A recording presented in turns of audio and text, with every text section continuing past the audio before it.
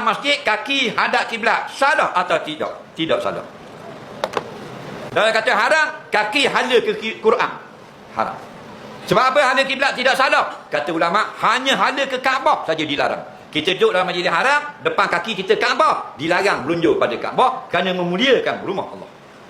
Tapi kalau dalam masjid, tidak salah. Bila tak salah? Ketika tak ada orang. Ketika orang ramai nak semayang, nak dengar, nak kuliah, mu berlunjuk, Nabi larang. Kenapa? Tempat mu duduk, orang tak boleh duduk.